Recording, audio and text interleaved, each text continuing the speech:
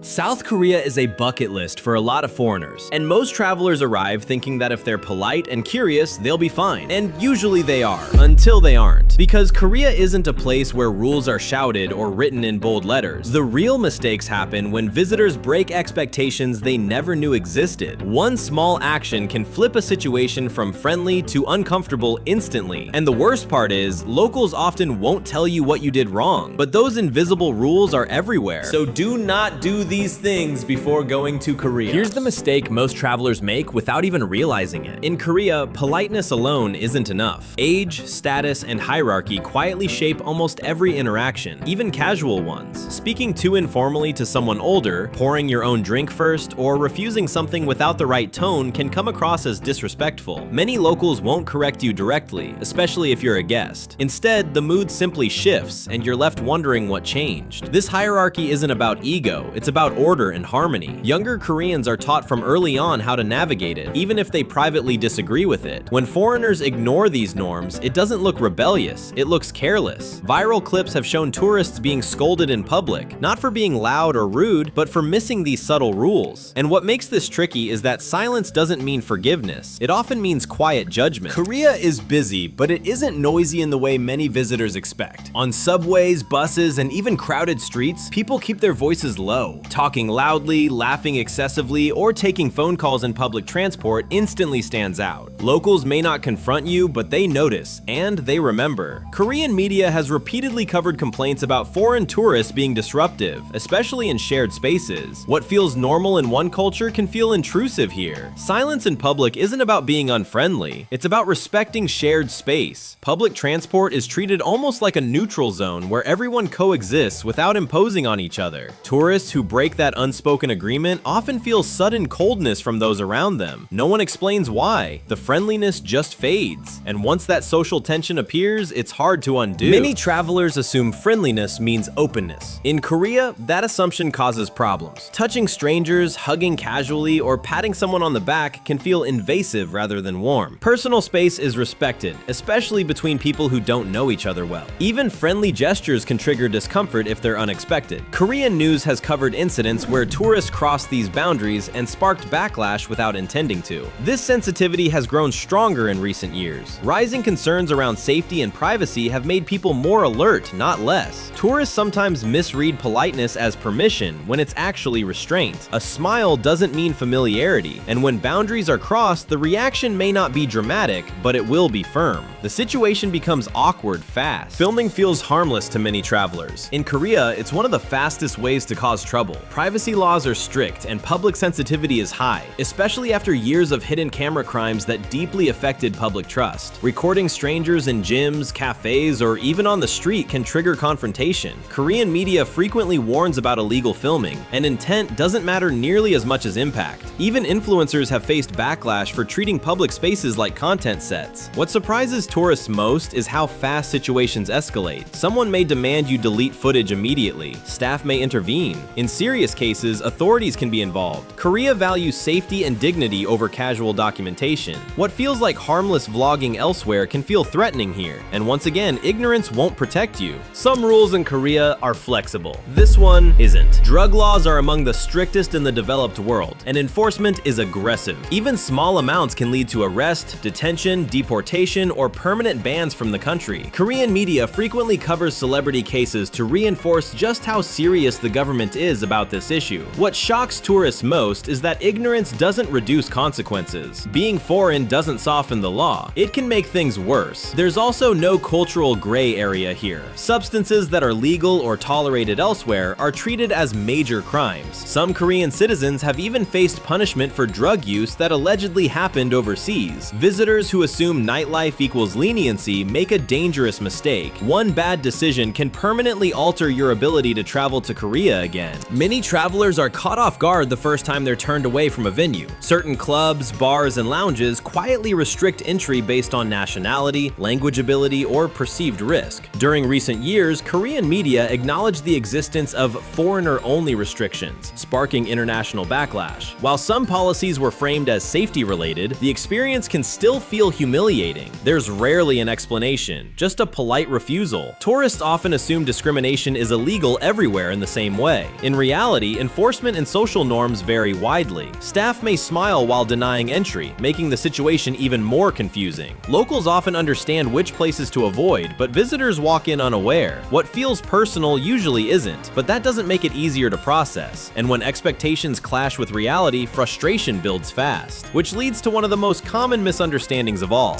Now, this one is modernly the most important. Korea's global image has been shaped heavily by entertainment. K-dramas, K-pop, and social media have painted a romanticized version of everyday life.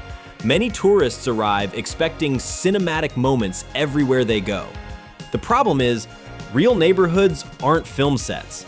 Locals live there, commute there, and raise families there. Korean media has criticized influencers and visitors for disrupting residential areas just to recreate scenes.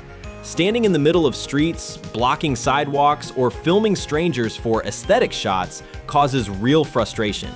What feels magical to a visitor can feel invasive to residents. People don't want to be background characters in someone else's fantasy.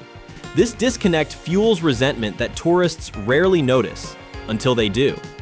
And once again, politeness fades quietly, not explosively, because all of these mistakes point to one deeper misunderstanding. Korea isn't unwelcoming, it's structured. The country runs on unspoken agreements about respect, restraint, and awareness. Tourists who struggle aren't usually bad people, they're uninformed. The biggest mistakes happen when visitors assume intention matters more than impact. In Korea, context outweighs comfort, and awareness outweighs expression. Once you understand that, everything else starts to make sense. Travel isn't just about seeing places, it's about understanding the rules people live by every day. And Korea makes one thing very clear. If you respect the invisible rules, the experience becomes far richer. So the real question isn't what not to do in Korea, it's how many invisible rules exist everywhere else that travelers never bother to learn. Comment what you think. If you're planning on traveling, subscribe!